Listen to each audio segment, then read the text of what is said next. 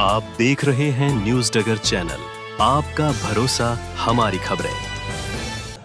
नमस्कार, न्यूज डगर से मैं लक्ष्मीनारायण लक्ष्य हमारे सामने मौजूद हैं प्रसिद्ध इतिहासविद और पर्यावरण के बारे में बहुत महत्वपूर्ण जानकारी रखने वाले श्री हरिशंकर गोयल जी, वरिष्ठ एडवोकेट।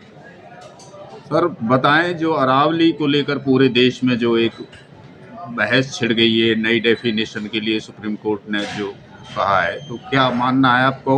अरावली को बचाने के लिए जो मुहिम चल रही है उसके बारे में क्या कहना है? अरावली को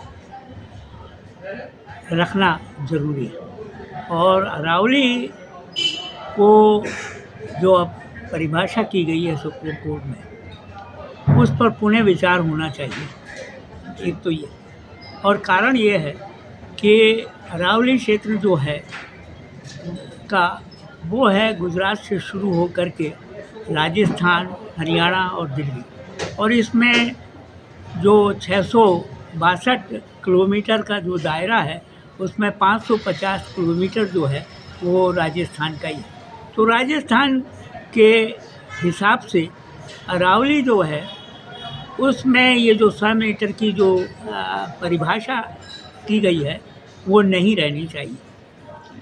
दरअसल में हमारे ये अगर इसी परिभाषा से हुआ तो बहुत सी खानें खुल जाएंगी और उसका परिणाम ये होगा कि माफिया ग्रोह और तेज़ी से बढ़ेगा, खनन माफिया हावी हो सकता है। और ये फिर जो है रेगिस्तान की ओर हम लोग बढ़ जाएंगे और इसका असर जो पर्यावरण के आधार पर असर पड़ेगा दिल्ली और हरियाणा और उत्तर प्रदेश तक।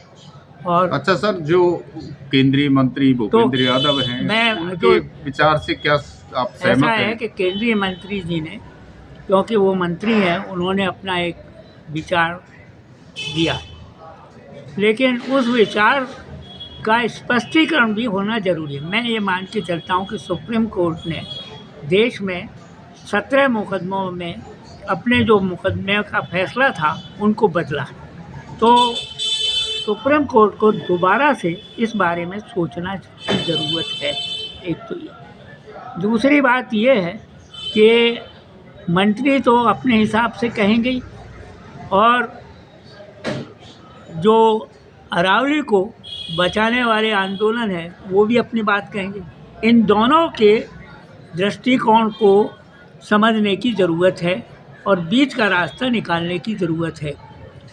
हमारे दिक्कत ये हो रही है कि मंत्री महोदय ने जो अपना एक बयान जारी किया है, उसके आधार को भी अगर हम देखें तो राजस्थान के इलाके, इस अरावली के सारे इलाके में 11,000 करीबन बड़े पर्वत हैं, और उन पर्वतों में 1,000 पर्वत ऐसे हैं जो आपके 100 मीटर से ऊंचे हैं, बाकी सब नीचे ही हैं।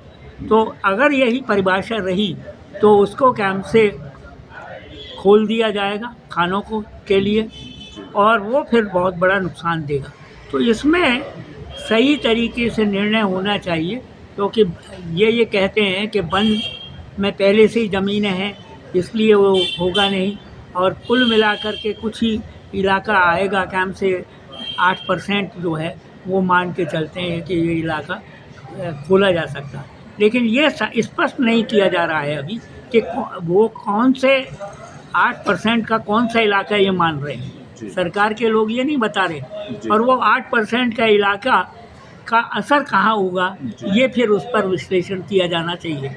इसलिए इस पर पुनः विचार करने की ज़रूरत है, और हमारे पर्यावरणविदों को भी ये देखना पड़ेगा कि वो अगर जो इलाका है उससे कोई हमें नुकसान नहीं होता है तो वो खोल दिया जाना चाहिए, क्योंकि विकास के लिए ये खनिज भी निकालना ज़रूरी है। तो ये एक चीज़ को नए तरीके से सोचने की ज़रूरत है। बहुत बहुत धन्यवाद। तो आपने सुना एडवोकेट जो हरिशंकर गोयल जी हैं, जो पर्यावरण इतिहास के बारे में बहुत कुछ जानकारी रखते हैं। उन्होंने अरावली के बारे में अपने विचार व्यक्त किए।